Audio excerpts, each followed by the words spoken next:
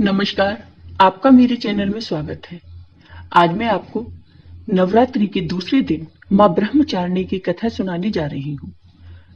अगर आपको ये कथा पसंद आए तो कमेंट बॉक्स में माँ ब्रह्मचारिणी की जय अवश्य लिखिए। साथ ही अगर आपने अभी तक मेरे चैनल को सब्सक्राइब नहीं किया तो सब्सक्राइब कर लीजिए और बेल आइकॉन पर क्लिक जरूर कीजिए, जिससे हमारे वीडियो के नोटिफिकेशन आपको मिलते रहें। नवरात्रि के दूसरे दिन माँ ब्रह्मचारिणी की पूजा की जाती है। माता के इस अवतार का अर्थ तप का आचरण करने वाली देवी होता है। इनके हाथ में जप की माला और बाएं हाथ में कमंडल है। ब्रह्मचारिणी का अर्थ है आचरण करने वाली अर्थात तप करने वाली। माँ के इस रूप की उपासना करने से जीवन में सफलता प्राप्त होती है। पौराणिक कथाओं के अनुसार जो भक्त माँ ब्रह्मचारिणी के लिए तपस्या करता है, उसके अंदर संयम, त्याग, वैराग्य और सदाचार की उन्नति होती है। माँ ब्रह्मचारिणी का स्वरूप। नवरात्रि के दूसरे दिन पूजित माँ ब्रह्मचारिणी आंतरिक जागरण का प्रतिनिधित्व करती हैं। माँ सृष्टि में ऊर्जा के प्रभाव, कार्यकुशलता और आंतरिक शक्ति में विस्तार की जननी है।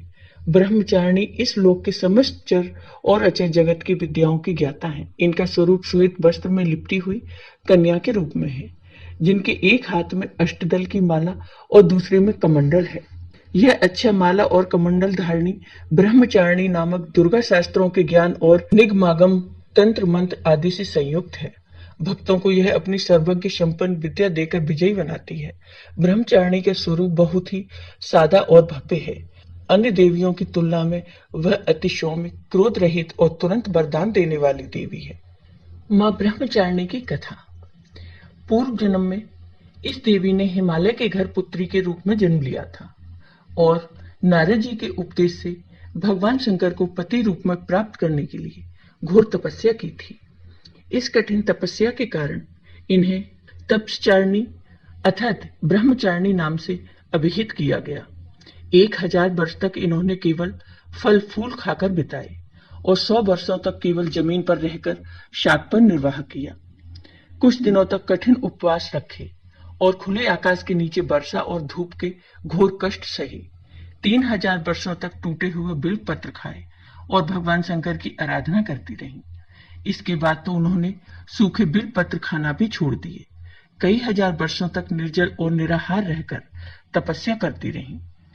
पत्तों को खाना छोड़ देने के कारण ही इनका नाम अपर्णा पड़ गया। कठिन तपस्या के कारण देवी का शरीर एकदम क्षीण हो गया। देवता, ऋषि, सिद्धगण, मुनि सभी ने ब्रह्मचारिणी की तपस्या को अभूतपूर्व पुण्य कृत्य बताया, सराहना की और कहा, हे देवी, आज तक किसी ने इस तरह की कठोर तपस्या नहीं की। यह तुम्ही से ही संभव थी।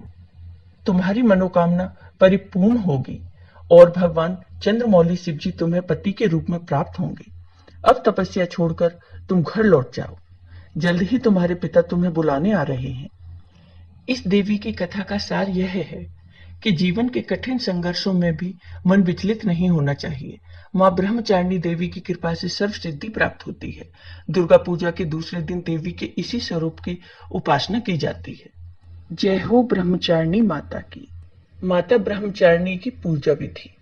माँ दुर्गा के दूसरे स्वरूप ब्रह्मचारिणी की पूजा शास्त्रीय विधि से की जाती है। सुबह शुभ मुहूर्त में माँ दुर्गा की उपासना करें और माँ की पूजा में पीले या सफेद रंग के वस्त्र का उपयोग करें।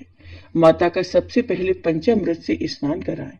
इसके बाद रोली, अच्छा, चंदन आदि अर्पित करें। माँ ब्रह्मचारिणी की पूजा में गुड़हल या कमल के फूल का ही प्रयोग करें। माता को दूध से बनी चीजों का ही भोग लगाएं। इसके बाद मंत्रों का उच्चारण करें। हवन कुंड में हवन करें, साथ ही इस मंत्र का जाप करते रहें। माँ ब्रह्मचारिणी को प्रसन्न करने का मंत्र। ओम ब्रा ब्री ब्रू ब्रह्मचारिणी नमः। इसके साथ ही मन में माता के मंत्र का जयकारे लगाते रहें। इसके बाद पान सुपारी भेंट करने के बाद प्रदक्षिणा करें। फिर कलश देवता और नवग्रह की पूजा करें। घी और कपूर से बने दीपक से माता की आरती उतारें और दुर्गा सप्तशती और दुर्गा चालीसा का पाठ करें। पाठ करने के बाद सच्चे मन से माता की जयकारी लगाएं। इससे माता की असीम अनुकंपा प्राप्त होती है। माँ ब्रह्मचारिणी को पसंद है ये बहू।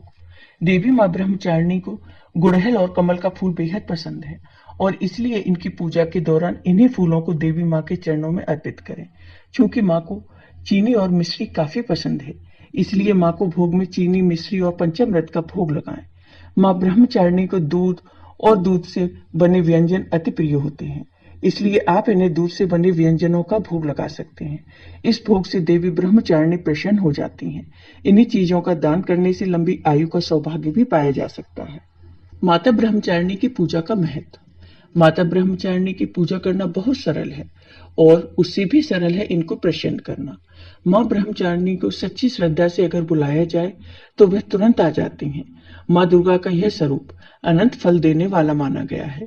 माँ की पूजा करने से ज्ञान की वृद्धि होती है और सभी समस्याओं से मुक्ति मिलती है। माता ब्रह्मचारिणी ने अपने तप के माध्यम से ही हजारों राक्षसों का अंत किया था। तप करने से इनको असीम शक्ति प्राप्त हुई थी। माँ अपने भक्तों पर हमेशा कृपा बनाए रखती हैं और आशीर्वाद देती हैं। माता के आशीर्वाद से हर कार्य पूरे हो जाते हैं और परिवार में सुख, शांति और समृद्धि का वास होता है। माता की आराधना करने से जीवन में संयम, बल, सात्विक, आत्मविश्वास की वृद्धि होती है। माता की शक्ति के प्रभाव से तन मन के सभी दोष दूर हो जाते हैं और जीवन में उत्साह एवं उमंग के साथ साथ धैर्य व साहस का समावेश होता है। माँ दुर्गा का यह दूसरा स्वरूप दिव्य और अलौकिक प्रकाश लेकर आता है। आपको ये वीडियो पसंद आया हो तो कमेंट बॉक्स में कमेंट करके जरूर बताइए। साथ ही मेरे वीडियो को ज्यादा से ज्यादा शेयर करिए। धन्यवाद।